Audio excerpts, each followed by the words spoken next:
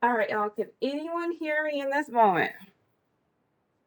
Yes. Yeah. All right. Thank you so much. I guess my decision to move was not the Wi-Fi's decision to move. So thank you for your patience and apologies for the effort. Let's get the video back up here in just 1 second. Alrighty, but so since you can hear me, and again, thank you for your patience. All we had to move everything around and change the universe. All right, just I'm sorry, so sorry about that. It's never happened. Alrighty, so just think about what we are doing, like sort of towards an icebreaker for a second. I'm gonna go ahead and throw that in the chat, and we can talk through it, and then we'll get the video back up really quickly. So thank you for your patience.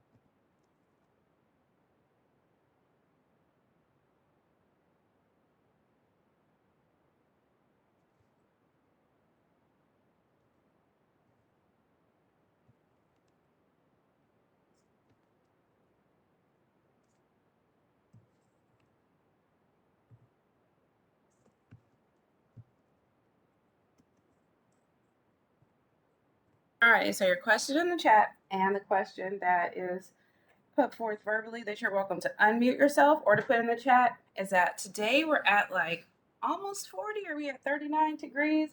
And if you had to choose between 100 days in a row being this cold, this exact temperature, or 100 days in a row at 100 degrees, which would you choose? Okay, so you can only choose. It's a binary, it's forced, it's not cool, or it can be cold if that's what you choose it, or it can be sweltering hot. Which one would you select? To be hot at 100 degrees for 100 days in a row, or this cold for 100 days in a row?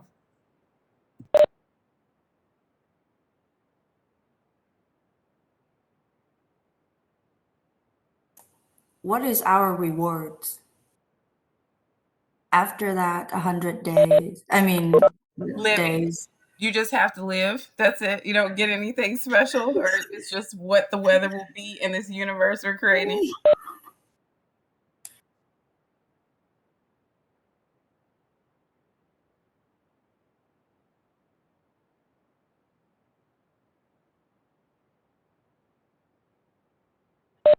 I would do 100 degrees.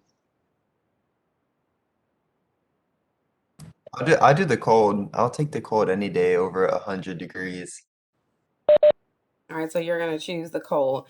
And you have all of the steps, so there's no special caveats like you can have air conditioning, you can have a heater, you can have socks, you can have those things. So you'll choose the cold.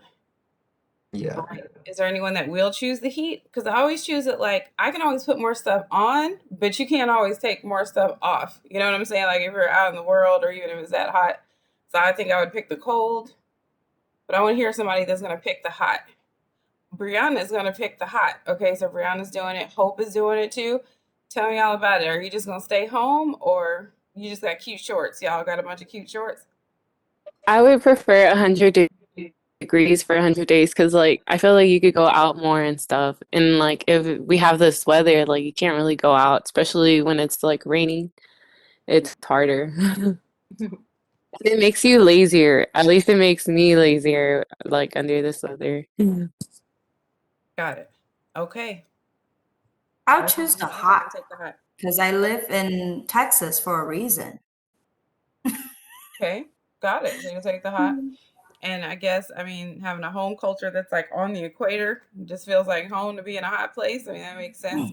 Vieira's taking the I mean, during the summertime in Texas, we always gonna go up more than 100 degrees anyway. Mhm. And I mean, from June, July, and August, or like September, that's almost like always 100 days that we have to live through, and sometimes it's hotter.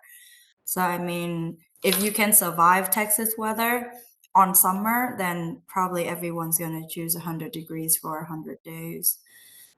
That's just my opinion. Got it. So if you can make it here hot, you can make it anywhere hot. So it's kind of like our own little twist on the motto. So you can do this thing. I have a bad attitude when it's hot. Y'all don't have a bad attitude when it's hot? They were like pulling in the parking Sometimes. lot and they want to post up and I'm like, air conditioning. Let's do it on the phone. I can't. So Hope is just gonna live and work at a water park. Okay, so it's gonna be called Hope Town instead of Splash Town. All right, to make sure that you're getting cold. All right, so we're not going to hopefully get 100 days of unyielding cold right now, but I do miss being on campus when it does get cold because that's when all the cute little jackets with the fur on them come out and everybody's been, waiting to wear their Uggs all semester and now it is your moment. And then we have guys that will not have any jacket on or anything and even like toes out, in their sandals or whatnot because cold can't get them. So that's always an interesting dynamic where you see cute little jackets and like full fur activity. And then also we're still wearing flip-flops. So that's cool. All righty. So this is an encouragement. Hope has just encouraged us to make sure everybody knows how to swim by the time the summer gets here. Okay, so we got to be careful for that. And I want us to transition into what type of yourself this encapsulates. If we have our identity that's centered around really a hot culture or cold culture. Again, I'm sorry that the recording is going to have like such a whack gap in it when I tried to find another location that my modem said it was okay to participate in. So thank you for your patience with that.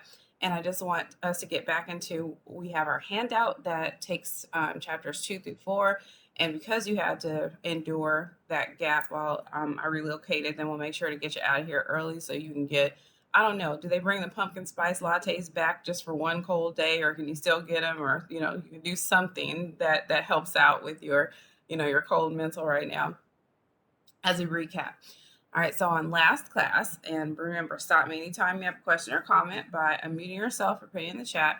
On last class in our chapters and also in our chapter handouts, we made sure that we made differentiations between our 3 topmost selves and the thing that go into the consideration of ourselves.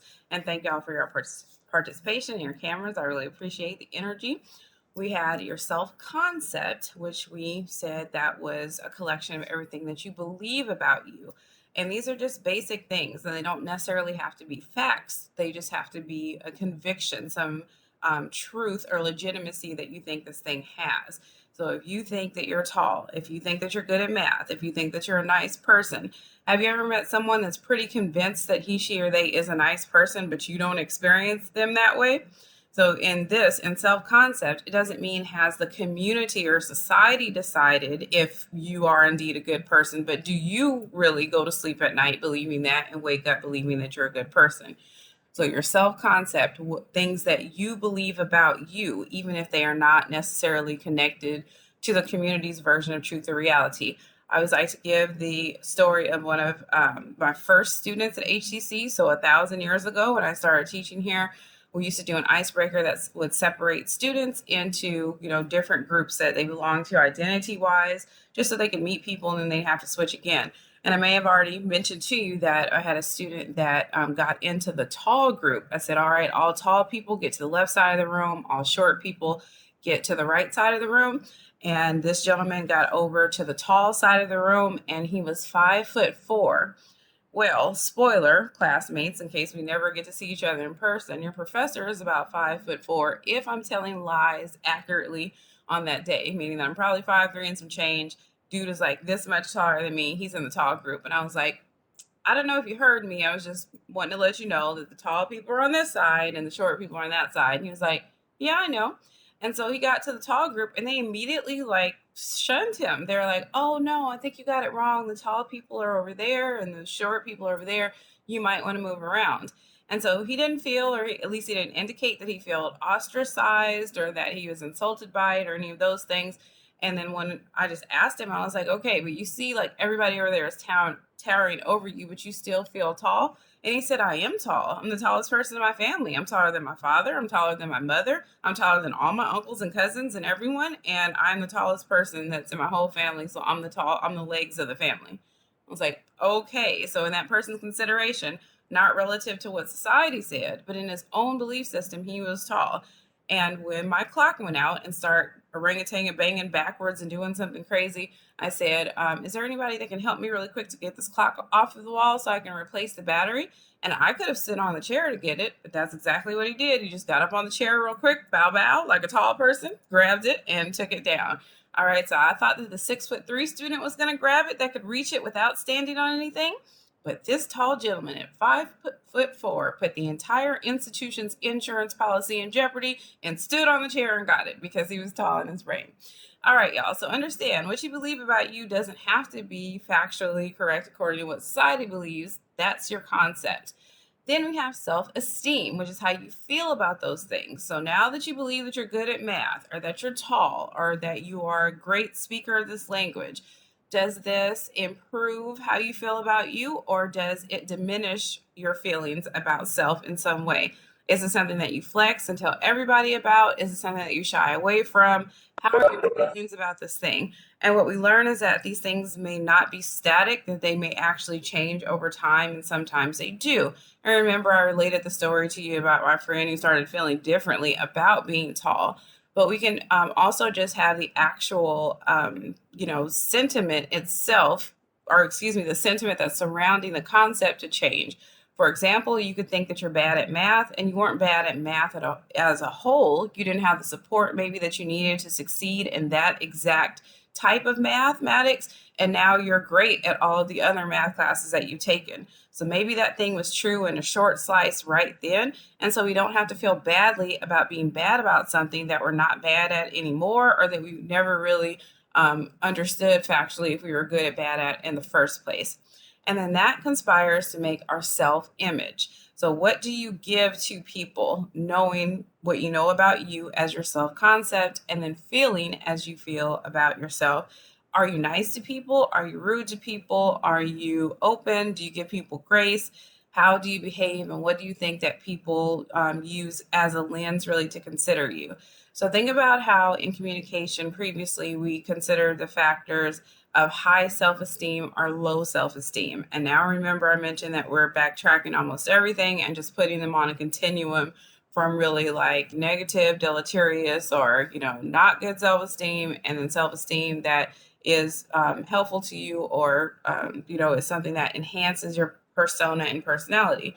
We're really striving for kind of like that midpoint where you have a good concept of yourself, what you know about you is as true as possible, and then how you feel about those things considers a level of grace and neutrality that's kind of like Hakuna Matata. Some people are good at math, some people are bad at math. Some people are tall, some people are short, some people like this thing and they don't. And it's not like, oh my gosh, I'm the only weirdo who doesn't like this thing, and it just dominates your thoughts and causes you to do what we call negative self-talk or rumination. And then at the same time, we don't want it to be so far off on the continuum that your personality is inflated, or that you're experiencing hubris, or that you're walking around feeling as if you're superior to all others because everything about you is so fantastic and great. So your textbook in the previous version, and again, I'm not super sure who's got which version, but your textbook used to ask a question of you. Who do you think is a better friend, or has sort of an easier personality to get along with? Someone that's more on the continuum of having kind of low self-esteem, or somebody that has really high self-esteem? So who would be easier to get along with? Somebody that's kind of like, head down, like nobody wants to talk to me anyway, or somebody that's like, hi, you see it, you're lucky to even be around me in my orbit. Okay, so I'm Beyonce and y'all are the lessers, and good morning, how's everyone? So what do you think is an easier person to get along with? Low self-esteem, high self-esteem, or is it more like what we just discussed, somebody that's kind of got like that midpoint? So yeah, Brianna says low self-esteem. Those are the people that will likely get along better with you, or will try, so they'll pretty much like let you walk over them. So if that's what you're looking for, like if you're looking for someone to do things that you want them to do exclusively, or you want to be able to control them, then a person with low self-esteem is much, much easier to control. And if you are looking for someone that's going to challenge you, or going to bring you up a different way, or berate you, or make you feel bad about yourself, then somebody with like really high self-esteem would be a better person to choose. So that person's going to kind of make me feel badly about myself, so I will be friends with them. So then if you take a communication class with me, like on the 3,000 or 4,000 level, when you transfer to the University of Houston, go Cougs, if that's in your goal set, then we'll talk about like how guilt factors into it, and that people sometimes do have toxic personalities and surround themselves with people that, like y'all said in the chat, have low self-esteem. And Tony mentioned you have people that have high self-esteem, they feel good about themselves. But think about the concepts that we'll learn as well. And I'm giving the guns for this, even though it's a little bit early. You're welcome to commit this to memory. Yep, your low self-esteem could be dangerous. It's true.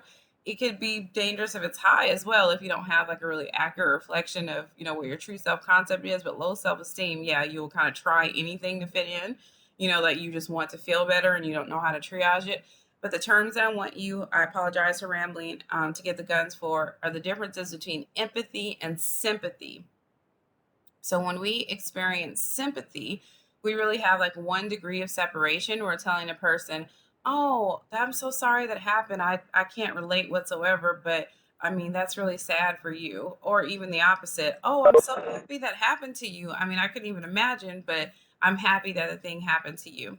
And then if you are experiencing empathy, then there is no degree of separation. And you can say, I can put myself in your subject place. I can see exactly how you would have made that choice. I feel just as you do, and I can take on that consideration.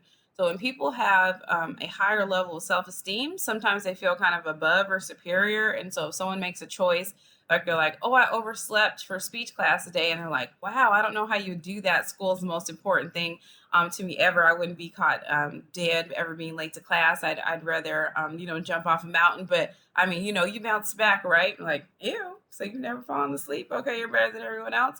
And then if you have like really low self-esteem and you can empathize, then some people that are empaths can unfortunately internalize things too closely. When someone says, I, went to sleep late last night and I overslept before my speech class, and they're like, you did what? That reminds me of the time that I overslept when I was piloting the plane for the first time. I'm sorry, what happened? Yeah, so I mean, we crashed into a mountain, but it's like just the same. Like, it's not exactly the same. Don't put me into the mountain crashing, situation. I just overslept for speech. So sometimes they kind of over deliver what it is that they can relate to as well. All right, so sympathy, it means that there's kind of a degree of separation, and you can think of it like this. Knock on wood, if there's like, I don't know what a superstition is, that can we unknock on wood? Like, I want to go the opposite way. I hope that we all can win the Powerball. But let's say that one of us wins the Powerball and someone says, who's going to win the Powerball? Let's let it be Ethan. All right, so Ethan, I don't know, because he's not going to buy enough of the right hamburgers. All right, let's let Miss Valentine win the Powerball. And if that one person wins the Powerball, then all the rest of us can be like, wow, I know what I'd do if I won $246 million. And you probably have it all planned out. I do. I know what I would do. But I still can't feel $246 million thoughts. Like, there's nothing about my brain right now that can connect to the thought of what I would be doing or who I would be if I actually already had $246 million in the bank. The best that I can do is sympathize with that, but I can't really empathize with a person that has that much money. So I can pretend, I can plan, but I just cannot in my brain connect with it. Alrighty, but if y'all do win the Powerball, there's like a rule in the syllabus. It's really tiny that you have to like at least make a $5 donation, okay, to the International Federation of Speech Professors. So we need at least 5 on it. That's it. All right, so we learned the difference between sympathy and empathy.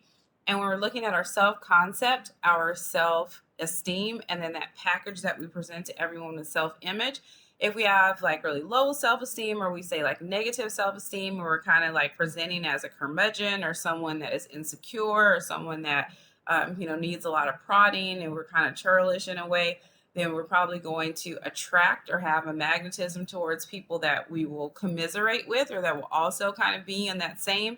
And that's a theory of communication that we will learn later, that talks about our fundamental interpersonal relations theory. do you think that like attracts like? So if people have like lower self-esteem, that they'll connect with other people that have low self-esteem, or or the opposite? Like if you have high self-esteem, do you think that other people that are also kind of like feeling superior, arrogant, will get around each other, or do we see more sort of mixed esteemed relationships? What do y'all think?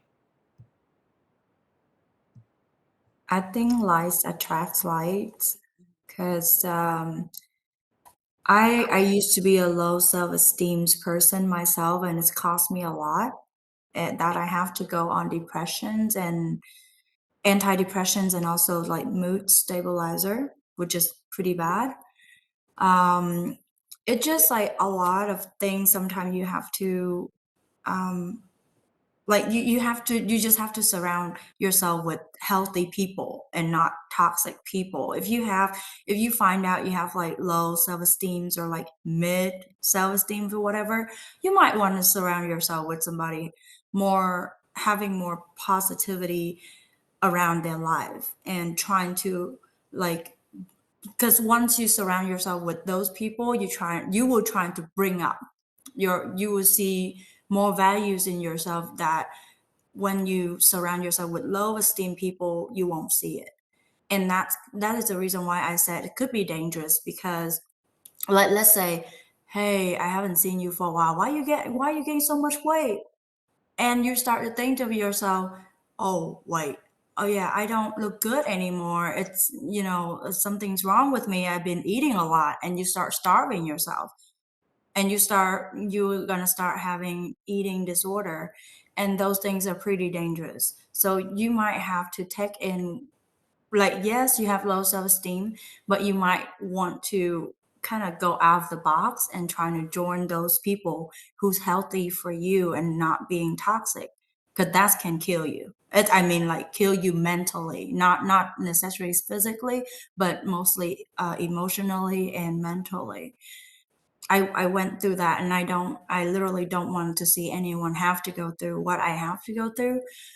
So anybody here, thinks that themselves is not enough or you're not good enough, no, you're good enough. You're just being with the wrong people. You're just being with the wrong crowd. Who doesn't see your values as you can see? So Yeah, thank you for sharing your experience with us. yeah. And it sounds like what you're telling us is very important. One of the most toxic or negative people to be around, it sounds like you're mentioning, is you in your own head sometimes, not you in particular, Emily, but like the negative self talk that we have. And so other people can contribute to that. They can make you feel badly about something or bring you up. So if we are surrounding ourselves with people that positive things are happening in their life, we have to just also make sure those are the people that care for you genuinely, that will try to bring you up and not have you like comparing yourself to their successes. Because sometimes that's a problem too, when you see everybody else doing, what you consider to be fabulous things, and then you're not necessarily to that level. And then that, brings you further down. But keeping safe with your mental is very important. I really appreciate you sharing your experience with us. All right, others, questions or comments or any contributions to making certain that we keep our esteem kind of in a place of double checking to see if we're in the doldrums or if we really do need some help to crawl out of that space. Any questions or comments? Wouldn't have anything. Alrighty, so in that self-image, so like let's say that you're a champion, that you know that you went through something and that you grew and you learned, and through your people around you and your own self-talk that you're structuring. Because I'm embarrassed because Tony mentioned that he saw the TED talk. But when you're telling yourself messages in your brain, okay, so when you're saying, I know I'm feeling badly today, and what do I want to do about it today? So what do I want to do? Do I want to put on like clothes with holes in them and look like I don't care? They say the person who knows you the most in this world is the person who checks you out at like the little convenience store closest to your house. Like that person is seeing you at the realest, okay, in your life. And so am I going to just like throw on whatever, not care, hope I don't bump into anybody that I know? Or am I going to try to put on some lipstick and sit up and watch something I like and eat something I like? And am I going to try to get out of this feeling, or am I going to stay here with it? And some of it involves us adjusting what we can for our attitudes, beliefs, and values. And we learn those definitions of your attitude is just whether you're positive or negative towards it. Do you like it or you not, or whatever it is? So do you like this thing? Do you dislike this thing? And those things are fluid. So think about not something as hard as like a food, because those things have a little bit of lasting.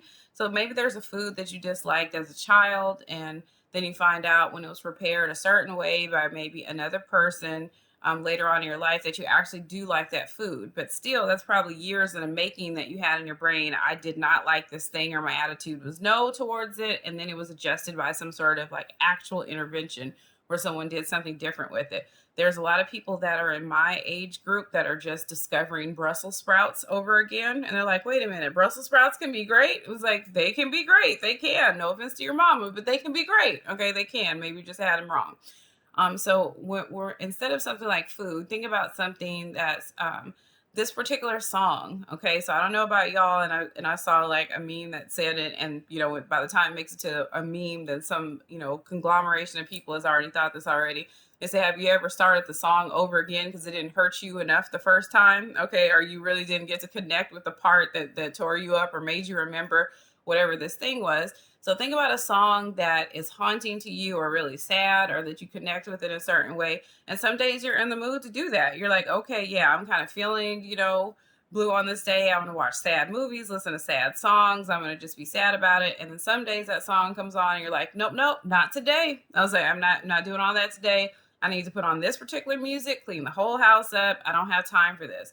So sometimes we do have that control over our attitude by changing our belief system. So we can say, well, I believe that if I listen to the song today, which I'm usually yes about, my attitude needs to be no about it, because I believe it's going to bring me down today in a way that I can't afford to do this thing.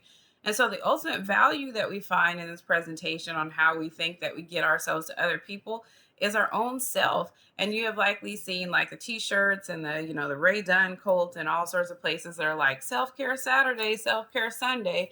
And there's a famous quote, from Audre Lorde, who talks to us about self-care being a radical act of resistance to oppression. But when we're talking about self-care there, they're not really talking about, going to Target and getting the bubble mask and doing your toes that day or kicking it, but really self-care in the radical way that is prioritizing one's feelings. If you know there's a person that kind of is bothersome to you, or prevaricates or sort of provokes a feeling in you that's negative, and limiting that person's contact or giving them a frame. So telling that person when it says, hey, I just wanted to tell you, I just hit 100,000 followers, and it just turned out that I actually lost 75 pounds. And also, did you know I'm a princess in a really obscure country? You're like, that's great. Leave a message. Thanks. Don't put yourself through that if it's going to make you, feel that way about it. And so even if you were the person who's doing that to you, if you're trying to ruminate, I don't know if it happens to y'all, but before I go to sleep at night, like my whole life and every stupid thing I've ever said, every bad thing that I've ever did has to go like a movie through my head right before I go to sleep. So like, not doing that. Let me go ahead and read The Lion, the Witch, and the Wardrobe for time 15. Let me get another thought in my brain and then go to sleep. So your values, if you are committed to sort of the radicalism that is your self-preservation, then what you believe about the world and your attitude towards it hopefully will be colored in a way that'll impact you positively and not negatively. And then we related those values, and stop me please, get a question or comment or contribution going for our definitions of attitudes, beliefs, and values. Where attitude is just a general feeling of evaluation that's positive or negative. A belief is something you hold true. And a value is a long-lasting, enduring judgment that really guides your belief system and your behaviors. It's really your worldview. Those things impact your self-concept, stuff that you believe about you. Belief to belief goes identically right across. And then your attitude is kind of like your esteem for whatever it is that you believe about you. And then your values, those long-lasting judgments that you have that determine, really how your life is guided. Think about how you use your impression management to make a certain self-image to others that you decide to be put together, from a physical or an aesthetic way, or the way that you greet people, that you say hello, if you're fair with them. So those sort of, values that will project you to the world impact what that projection looks like, or what it sounds like, or who you are. Questions or comments, contributions about anything we've been talking about so far, including our definitions of attitudes, beliefs, and values, self-concept, self-esteem, and self-image. Anyone have anything? All right, good. And thanks. And if you do, unmute yourself, put it in the chat, please. Then we got into kind of the rough one, which was a self-fulfilling prophecy. And we defined really quickly a prophecy is just an expectation. And we mentioned that there are 4 steps that go along in that expectation. Building that first, we put forth a prediction. So that was step 1. Step 2 is that we start behaving in a way that can solicit that thing that we've predicted to actually come true. So we either go towards it directly. So if it's something such as we gave the example last class about making all good grades this semester, then in step 2, we would start doing things that would lead us to having really good grades. So we start studying, we turn our stuff in, everything's going well. And then step 3 is not an active on you step, but just really a conclusion. Something has happened. And the something that's happened is that your prediction has come true. And then in step 4, it's another reaction where you're like, okay, I made a prediction. The universe starts spinning, doing its thing. It came true. And look at how right I was by making this reaction. Or excuse me, by making this prediction. Okay, so I predicted correctly. So we feel validated that we made good choices. Understand though that number 2, we might not always be aware of. So think about how we don't always know that we're moving towards this prediction happening. So if we said in the opposite, for instance, like I've had students say it plenty of times, 1311 is a super duper easy class. Speech 1311 is an easy class. I'm only taking it to pad my GPA. I'm sure it's going to be easy peasy and fine, and I'm definitely going to get a good grade in it. So you're like, okay, good. It's an easy class. You're going to get a good grade. That's your prediction. And then in step 2, they're like, look at this little quiz. It's only 5 or 6 questions. Let me take this one first before I study for my real classes in math or science and get that one out of the way. And I guess I have to read the chapter before or look at the handout, so I'll do that on time. And yeah, I'll come to class. It's not like she's talking about anything. I can do my taxes while, I just happen to be listening or paying attention. So I'll do that thing. And then it turns out that you make a good grade in speech. And you say, see, that was super duper easy. But you don't realize that you've actually studied, that you prioritized the class, that you came, you paid attention, you connected with your community, you did all of those things that made it feel like an easier experience than somebody that was going to deal with the content differently. I have just as many students that say that exact same thing, and their self-fulfilling prophecy is not validated because of that number 2 piece. Speech class is going to be so easy. It's going to be easy peasy. I'm only taking it to pad my GPA. All I have to do is just be in the class, and then I'm going to end up with a good grade in speech by the end of the semester. And they do nothing. It's just a speech class. It should just be simple. And when is the test again? I don't even know what the quiz is, and is there a handout for it, or I don't know, because I don't come to that one anyways, because why I'm going to waste my time? It's just simple. It's only speech when I need to be over here studying for math and science. And then it turns out that that prophecy is not fulfilled, and the student gets a bad grade, and they're sitting there looking like Pikachu. Speech wasn't easy? It wasn't? Well, speech is plenty easy. We're already doing it. This isn't a class that's teaching you something that you don't know. It's just teaching you how to frame something that you do know. And it can be super duper easy, but that number 2 is important. You have to be able to do the stuff, or you can fall behind really quickly. So we also established at the end of our class that a person other than you can really prophesy something for your life, and we need to be careful of that as well. We use the example of parents putting forth prophecies for children, or even institutions such as teaching, or even my long-winded story about the movie theater.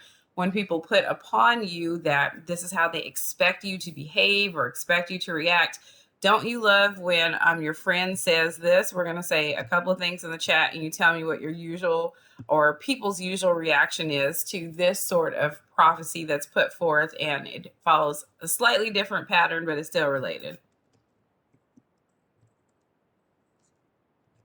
What happens when your friend tells you, hey, I got something to tell you. Don't get mad.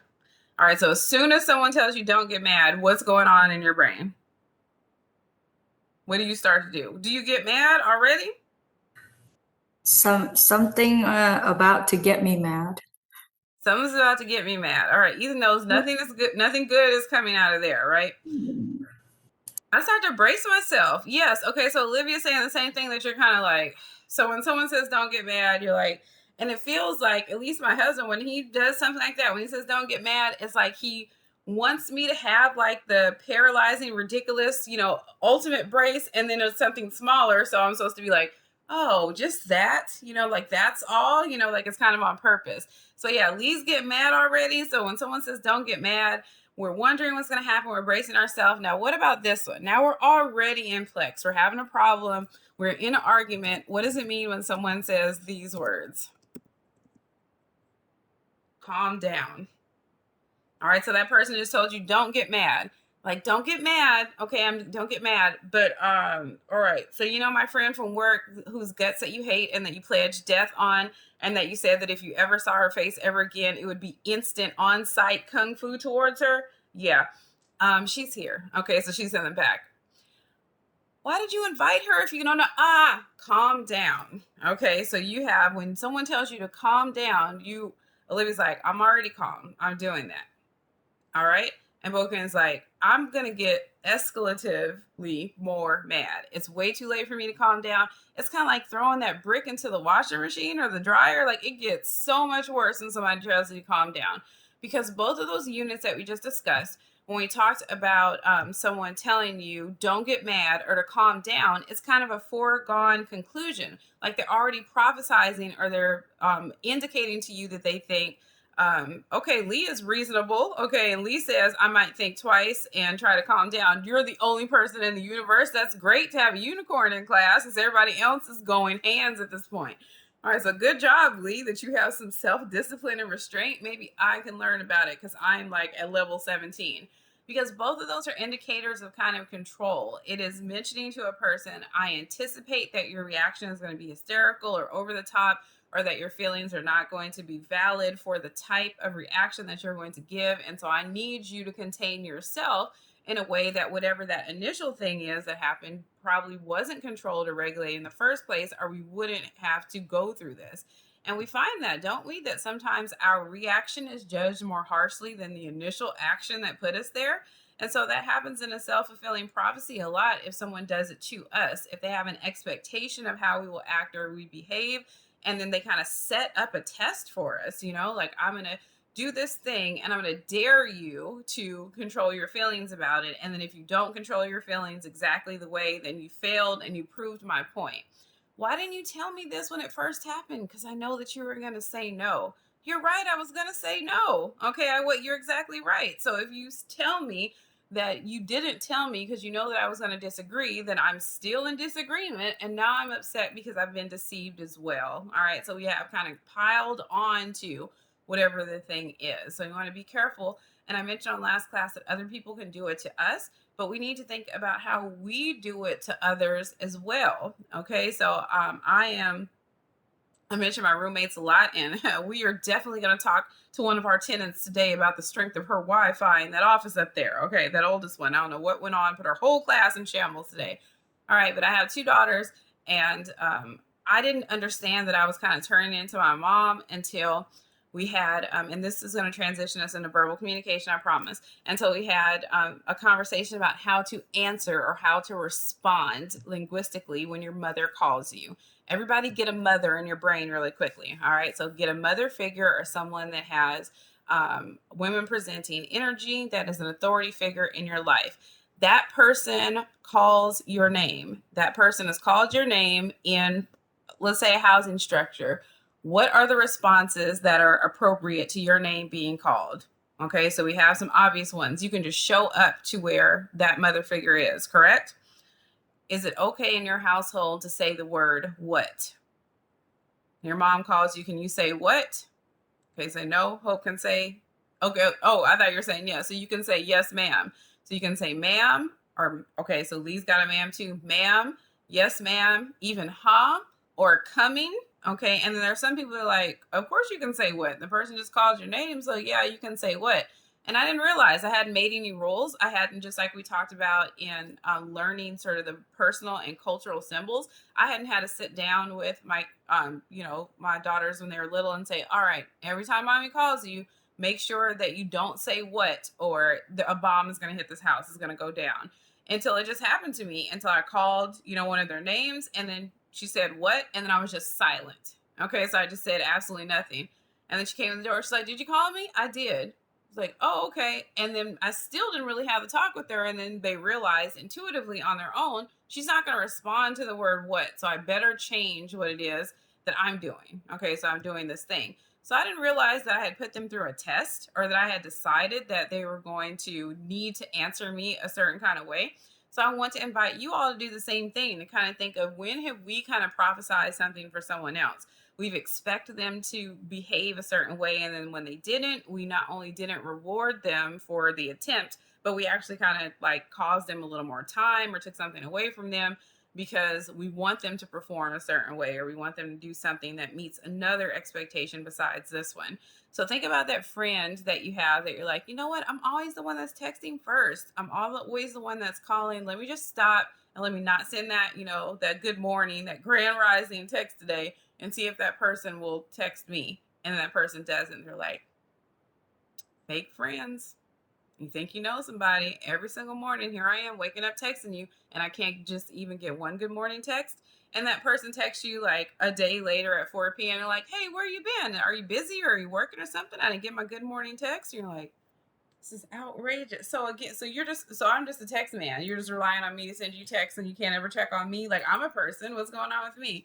So you didn't tell that person, hey, I'm feeling kind of like difference in the distribution of our, friendly duties. I feel like I'm kind of always the one that's texting, and I want you to check on me sometimes. If we express that, then it's not really testing the other person and see if they're going to fail, like this invisible line that they may not be aware of. And that person could be well aware of it and just think that that's your cycle. That's the way that you all have like that cyclical friendship, that this person texts first and then you text back. So it's kind of important for us to do like kind of the double check to make sure that we all have proper expectations of one another, or not proper. Let me use a word, appropriate. Okay. So not proper, like better or best to imply superiority, but just something that meets whatever your needs and the other person's needs are as well. Questions or comments about the 4 steps of a self-fulfilling prophecy, any of the cells that we talked, attitudes, beliefs, and values, impression management, any of that good stuff. Questions or comments? All right.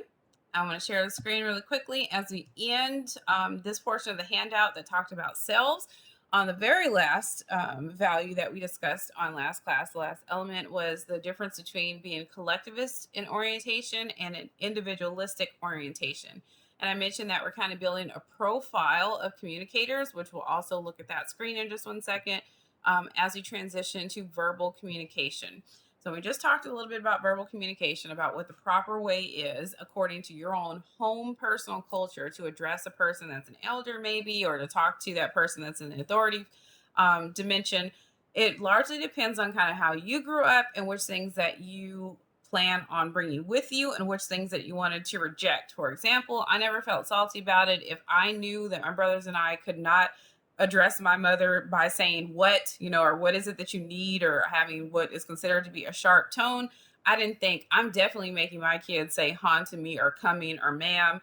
I didn't feel like I was actively in my productive conscious wanting to plan this out for my life or my children. It just seemed kind of to roll into that thing, even though it must have been in my schema and my thought process already. I had seen it done before. I had experienced, lived it in my life, but didn't realize it until it was like on the table, literally until it was happening.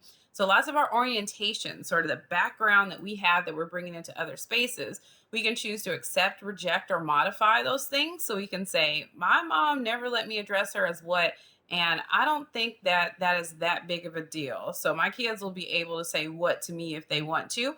Or we can modify it and say, I don't think it's the most humongous deal. If they do it to me, then I'll probably say, hey, like when we're in public, at least don't say what to mommy, just say, huh, or coming, or let's try. But then if we're in the house and you're way up in the room or something, then that's, totally fine. So just decide, whatever this particular element is, if you're going to move it around. And so my family, my personal culture, we are collectivists. So I come from a big family, like a gang of cousins. Like when you say gang for real, if you were to hustle us up and get us all in the same space, it would look like ridiculous, crazy. We block out the sun. I have so many cousins. Is there anyone in here besides me that has so many cousins? Okay, so just so many. And then do y'all know people that have no cousins? They have like no cousins. Like, this is my one cousin, Jeff. It's like, you have one cousin? It's like, yep, one cousin. It's like, How are you ever going to jump anyone in the parking lot like that? Anywho, so when you're from a collectivist orientation, then it's kind of a what is good for the group, what is good goal wise for establishing rapport, which means a connection between communicators and harmony. And then if you're individualistic, it doesn't have to be like a right and true opposite, but we think about kind of a difference in a polar. That is more of a me first culture. So even if you were around a lot of people, like let's say that you have brothers and sisters or you have lots of cousins, you could still be raised in a way that's like, hey, you are the special, it's your important thing to do. It is not that the kitchen is dirty and all of the kids in the household need to handle it. It is whoever dirtied up every single particular dish needs to go and holler at just their one dish and fix this thing. So if we're individualistic, then our problems are not your problems. And in converse, your singular problems aren't our problems to deal with either. So your own personal and self goals are most important. We get this in the self chapter, but that is one of the most informative things bringing us into our verbal communication chapter because it helps to bring the way that we use language into a good level of perception. So think about people that are all about I language. I did this, I did that, I did this other thing. And it's kind of my job to start off like that to encourage students and whomever else wants to talk to adopt that, level of first person present as well. I'm talking about, this lady is gabbing about her own life all the time. I can tell about my roommates and I can talk about what we do and what my family did. And that must be an okay space to do it. Think about academic papers that you have to use that third person generic, like one may think in the course of human events that one would be just a singular drop of humanity in a greater cause. But that person would be errant in the following ways. And so you're not supposed to behave as if you are informal or that you know this person or that you can say he or she or I if you're talking about something that happened in your own life. There are some people that use more active language versus passive language. There are people that, as we look at this list of verbal communication topics that is on the chapter summary that the screen is sharing right now, that will put things in more concrete or denotative ways. So a person will say, hey, how are you doing today? I'm doing really fine, but I'm also a little nervous that you're only talking to me because your real friend group has left. And that's the only time that you ever really want to spend any time with me. Like, oh, we're just going to be exactly direct and we're not going to be liminal about it or passive and say, I'm doing cool. Did all your friends leave? So think about when you're asking a question, but you're really making a statement, as we discussed before. Are you using something that's a little softer versus you just coming straight to it? So I want to show us really quickly. Are we not recording right now? Oh, y'all, I hope we didn't lose a whole. It says recordings in progress, but I don't see my red light up here. So we're just hoping for the best. I'm sorry this one was a mess. We're hoping for the best. Sorry this one's a mess. Bars. I'm just wrapping out here. Y'all don't even know. Alrighty. So when we're looking at this one screen to share, I wanted to show you kind of the building of a profile here.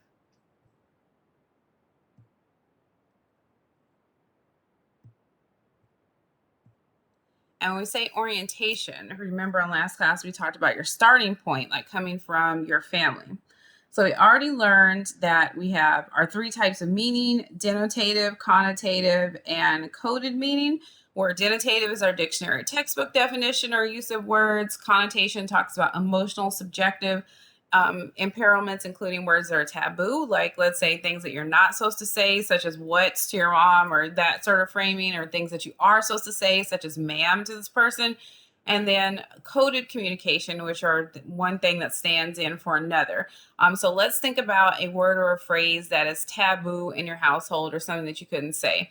Put in the chat or unmute yourself if you had something that you could not say, and still don't get in trouble if somebody's going to come, with the psychic chocolate from the sky and remind you that you're not supposed to say this thing. But think about, so I have 4 brothers and we couldn't say you're stupid, so we couldn't tell each other that we were stupid in any sort of way. And you would not tell an adult or about an adult that person was lying. So you wouldn't say those words, that person's lying. Hope is already with me. So Hope and I apparently, maybe Hope is one of my 37 cousins. Okay. So Hope knows that we're not supposed to say lie. And what would you say that's a euphemism, as we see on that handout, which means a softer way to say something? What would we say in place of that person's lying? Have you heard someone say, Hope is going to drop it in there? And if y'all know one too, please do tell me. story. That person's telling a story. Or you can say, I didn't see it that way, or I don't know if that one's true or that one's right. Or you would just say something that soft, or say, there, I don't know. And it would be something that would come from a place of deference. So if we're more individualistic, if we, let's say we're an only child, or it's all about self and we don't have to consider the feelings of other people in ways that show like a high power dynamic, because when we have things such as don't say this word to your mother, or don't say this to your brothers and sisters because they're family, then it really is trying to impart the language used to you, that you treat people that are of certain positionalities with an amount of deference or respect. And outsiders don't necessarily have to get that, but you will be in positions in your life that you will have to show respect and deference to your language. So it's kind of training you to do that thing.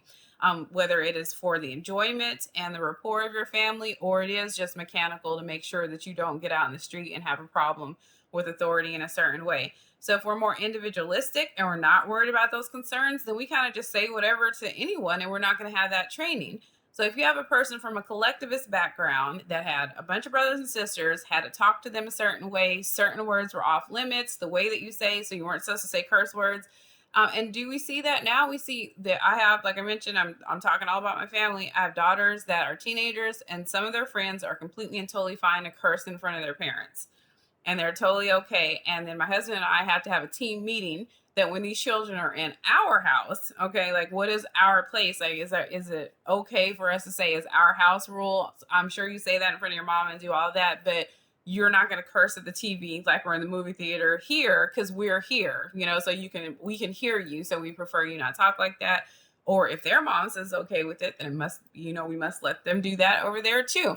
All right. So if we said we can't curse, or we can't, say those things, even some people got in trouble for telling. Like, think about what it is to tell or to tattle on someone. Okay, so he said he just did this other thing, and maybe he's going to get in trouble for whatever it is, but you're also going to get a finger wag because you don't do your brother like that, okay, because you don't need to tattle. So all these rules that come from collectivist culture, if someone doesn't have that and they're individualistic, it's not that they're a bad person necessarily, and it's not that they're trying to be difficult or to induce miscommunications, but they're just literally not going to understand the language use that you're putting forth. They're not going to understand why everything is a we. What should we do today? You're like, oh, you speak French? What do you mean? What are we doing? Yeah, we just need to get this house straightened up. Who is we? I just got here. I don't live here. Okay, but you're always over here like 9 hours out of the day. Do you think you could pick your shoes up and move some things around? No, sorry. Technically, on paper, okay, this is your house, so you're in charge of it, and I don't have anything to do with it. I'm just sitting here. I'm just a guest.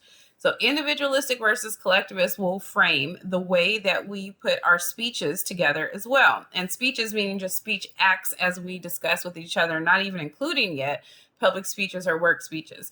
Now, I'm still sharing the screen for the communicator profiles, but if you happen to still be looking at the files section handout for chapters 2 through 4, you will see two very important concepts that talk about high context and low context culture. In our Crash Course PowerPoint, we learned that context was kind of the backstory, the situation, all of the details surrounding a communication interaction. So we were talking about context. If you were to tell your friend later, I logged in a class and the professor was talking to us, and then it just went totally blank, and we heard nothing, saw nothing. Oh, really? Yep. Well, I mean, but what happened? I don't know. She performed the sin of walking upstairs, and then the Wi-Fi gave up on her. Okay, well, that's the context. Okay, we're on a cold day. It's crazy. Technology's doing its own thing. She went to a different location to teach the class, and that's why there was this blank spot. So there being a blank spot, that's the issue. That's the thing that happened. But why that thing happened, what the surrounding current events, all of that would be the context. So the instrumentality of what happened around it. If we are from a culture that speaks in more of a low context paradigm, then it is just the facts, ma'am. It is just the words that are said, the exact most denotative, literal interpretation of something is considered, and not really the backstory, how somebody was feeling about it, what their relationship was, just what is said is what is said. So if a person says, oh my goodness, you are making me sick. I'm going to die. I got to get off this phone. then a low context person would say, oh my goodness, I'm actually making you ill. You're sleepy around me. You were standing on your phone, was on speaker, because how are you even talking? You're like, that's cute. But understand that people have different differences of abilities that are cognitive, and sometimes neurodiverse situations will have people really honestly clinging to the more denotative meaning and are not going to be able to understand or to decipher correctly euphemisms, or what we learned on that handout in our chapter are idiomatic expressions like we discussed before, such as the early bird catches the worm, or don't throw the baby out with the bathwater, or, same difference, 6 ways to Sunday. So things that we say that don't have a right and true denotative definition built in, they're not going to be able to decipher and control for those things and be able to engage in the same way that someone that has the opposite sort of orientation is, which is a high context speaker.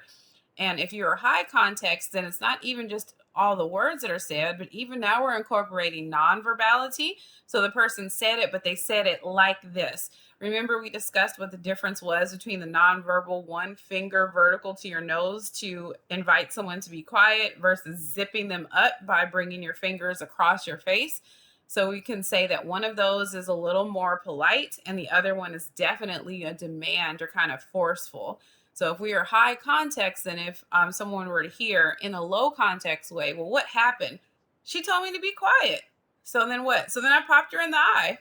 I don't understand. All she did is tell you to be quiet. Yeah, but she wasn't like, be quiet or could you be quiet? She didn't frame it that way. And she wasn't even like, and she didn't shush even. She said, shh, and zipped me up like she's somebody's mama. So she got popped in the eye. That's what happened. All right. So when we're discussing the tense, the tone, the surrounding elements, who was around this person, what was going on, the weather, how this person has an orientation that is different than your own, that's all high context stuff.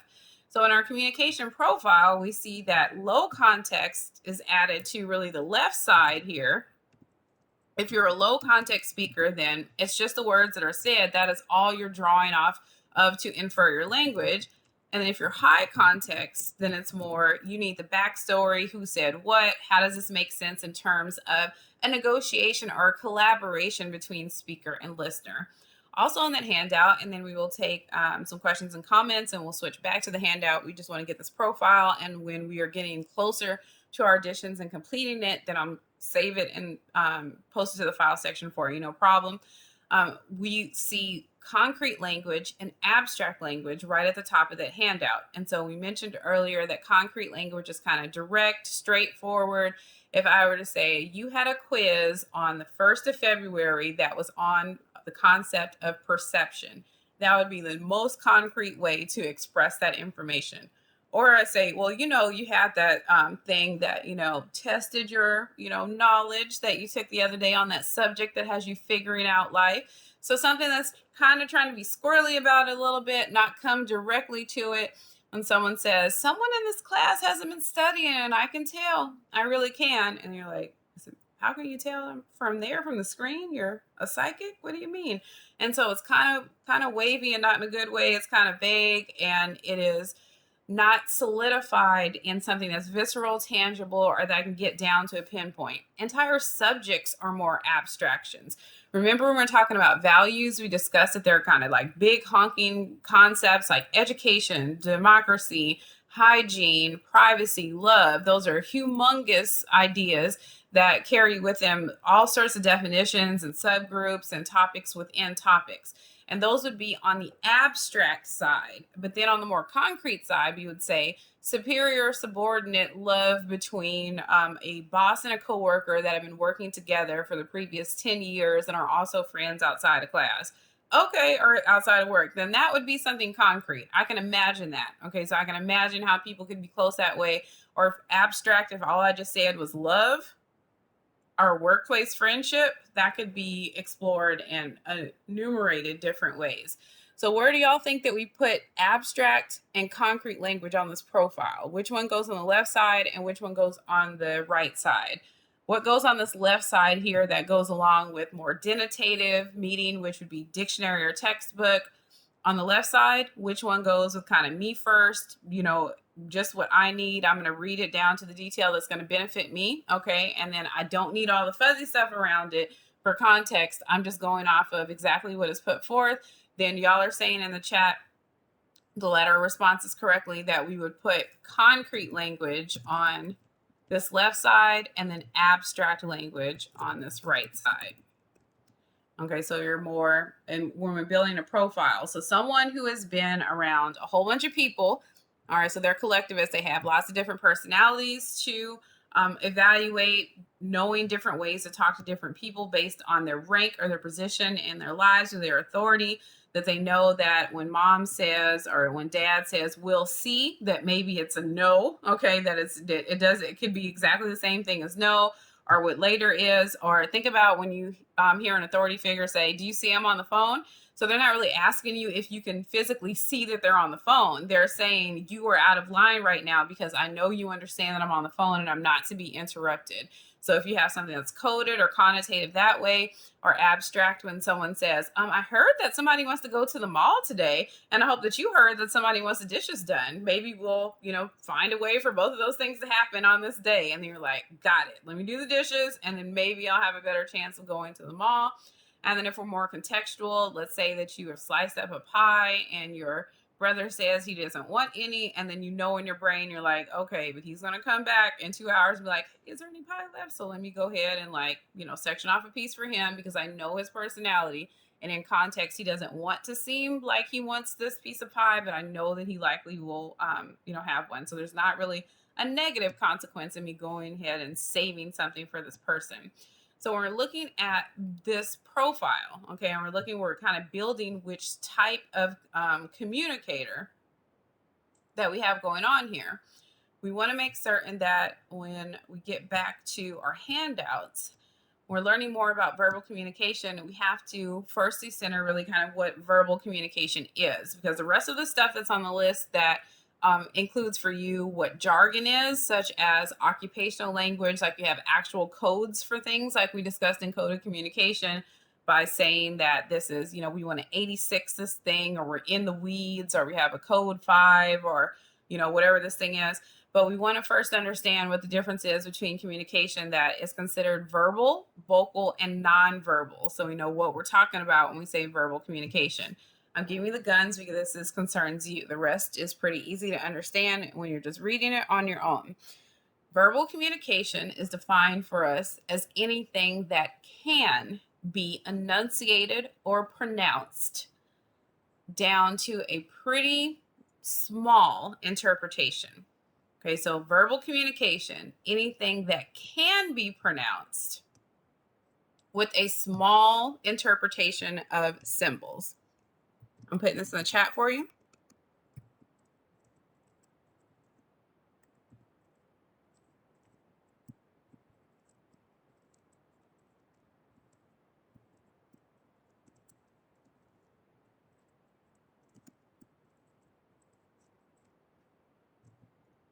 And when we say limited, we have two hedges here that we want to control for. Alrighty, so firstly, when we say that it can be pronounced, it doesn't mean that it has to be actively pronounced right now. For instance, all the words that we have on our handout on chapters 2 through 4, you see grammar, rules that govern how words are put together to form phrases and sentences. When you are reading that, your brain, your intrapersonal communication is using your schema, which is your knowledge of how these symbols are supposed to sound and come together, are technically pronouncing this in your brain. So you have your own inside voice, whether it's Morgan Freeman or maybe it's Samuel L. Jackson because you're angry about the cold or whatever it is. But let's think of the way that these words are being performed in our head. They're being pronounced for us. Have you ever met someone that reads, or maybe you're a person that reads and you actually move your mouth? That person moves their mouth while they're reading. Okay, and they're kind of like moving through the words, or how your teacher would tell you to take your finger or a ruler or bookmarks to kind of outline the words to go through them, because they're being said in your head by your head. Okay, so your intrapersonal communication is pronouncing them. And so if it's verbal communication, it just means they have the ability to be pronounced, not that they are physically pronounced with your voice right now. So lots of people, even in other classes, so you will go into an English class and I will hear an English professor say, verbal communication is anything that is said when a person is talking. stay out of our business and stay in your lane. Verbal communication just means that it can be pronounced. So if you have, let's say, a logo on your t-shirt, there are a logo on your jacket that has words and it has a symbol on it, the verbal part would be the words that can be pronounced, and the symbol is something that's figural or pictorial. And so when we say that limited interpretations, think about if we have verbal communication that includes symbols of alphanumeric characters like we have in English. So we have alphabetic characters that are put in a certain order. They're not even in alphabetical order sound-wise, but they're put in a certain order, and you're supposed to use only those combinations of letters to produce this language or produce all meaning in this language. If you were to look at the word grammar, Grammar, that we have on our handout, we would say that a person who knows the phonetics of the North American use of the English alphabet should come out with the same pronunciation or close of grammar. That person should say grammar, or they could say grammar, or that person can say grammar. But there are only so many limitations that if a person is knowledgeable of these symbols that they could come out with.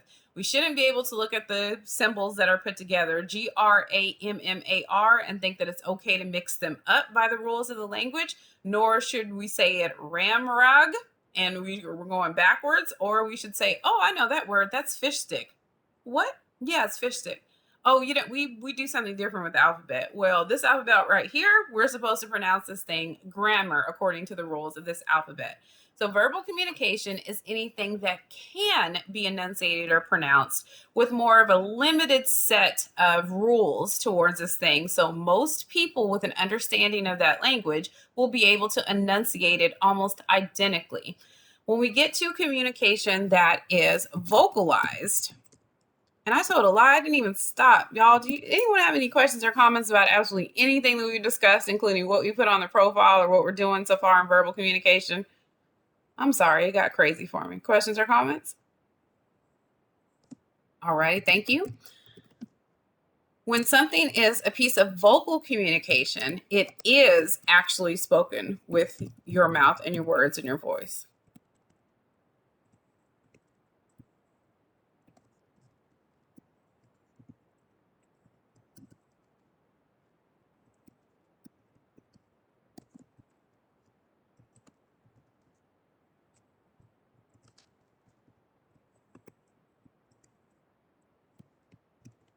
Now, so think about some things where it says to us that if something is vocalized, you actually are using your voice, your mouth, or your respiratory system in order to engage whatever this thing is.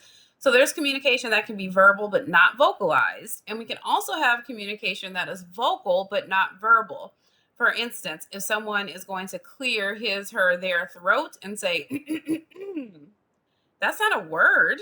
Okay, they've not put forth a word. That's not even their voice that's being used, but really just a guttural utterance that comes out of the wind that is hitting your vocal cord progression.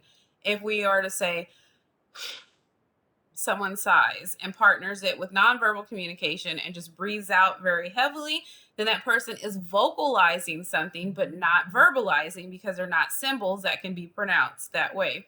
Think about when someone shrugs and says, in response to a question, so what are you going to do after this class? And this person says, that's really, I don't know, but said with your mouth closed. So say, I don't know. All right, so that's what's being put forth, and your voice is technically being used, but they're not symbols or words that have a limited pronunciation. So that's when something is vocalized. And then when it's nonverbal, it means that there are either too many symbols that this thing could put forth with the image that is provided, or that there is not necessarily a verbal component to understanding this thing.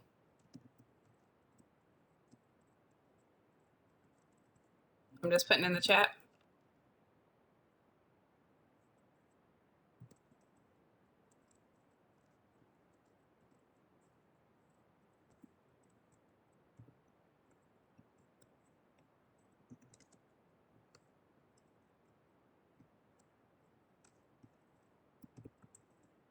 Okay, so let's say that we have a symbol that looks like a bird. Okay, so someone says, here we go, it's one of these right here. And they hold up something that looks like a bird.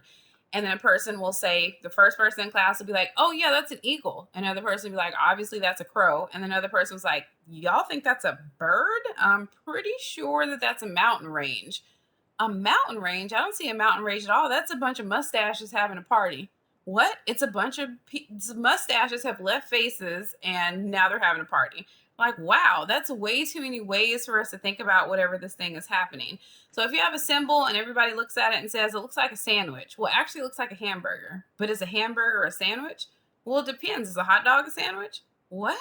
Okay, so there's a lot of stuff going on. So when we have just something that's visually depicted, pictorial, doesn't contain any language elements and word symbols, then people could have dramatically different interpretations of whatever the content is. And so when you consider that nonverbal, it's because it doesn't require any verbalization. For example, one of the first classes that we had, I said, we have a symbol and it's a shortcut for a greater meaning. So if I put my hand back and forth this way, someone can interpret this as hello or goodbye, or I'm over here, or I'm the last person, whipping a nay-naying, or I want you to see this ring that I said I was going to secure within the next 6 months, ew, or whatever it is that I'm doing with this hand right here. So everybody can have all different interpretations because there's no really like hard backstop for the symbols that you're locked in to be able to interpret.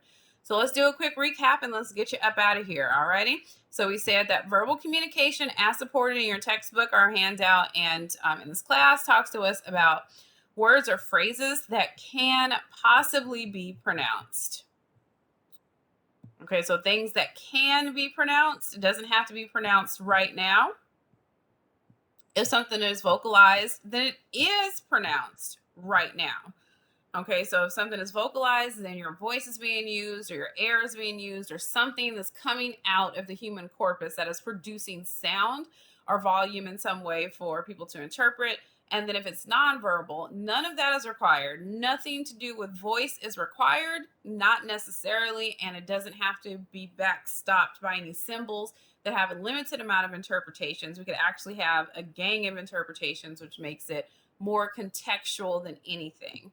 So understand that when you're trying to enunciate a word like grammar, the context doesn't need to be there. Now, if we have like, homonym, or we have like read and read, or we have, a word like that, or reading or reading, in that way, like if we're talking about a place, then we would need the context of whether it's capitalized or not. We would need where it goes in the sentence. We need all of that to contextualize it. But if we have a word like grammar, then we would just say, well, yeah, that's my mom's mom. That's my grammar. I'm like, oh, okay, Arkansas. Okay, I see what you're doing there. That's fine. But we're talking about another way to do this thing. On next class, we'll pick it up finishing off verbal communication. So please do read that handout if you have not already. And then we will move into nonverbal communication. But we're absolutely schedule-wise on track. And I hope that y'all keep warm. If you have any questions or comments, and I'm really, really hoping this recording is in progress as it says that it is, because it doesn't tell me I can stop it. So we're just crossing fingers. All right, any questions or comments? Anyone have anything before we dismiss?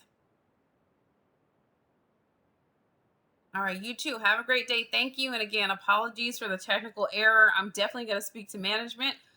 Thank you, Professor. Management, so that's a problem. Go ahead. What do you got? You're having a good day too? All right, everybody have a good one. All right, And I thank hope that the you. recording will be posted. And if not, apologies, and I can record a second session for y'all. Y'all take care. Bye. Yes, thank you. Well. Bye. Bye, y'all. Stay warm. All right, you as well.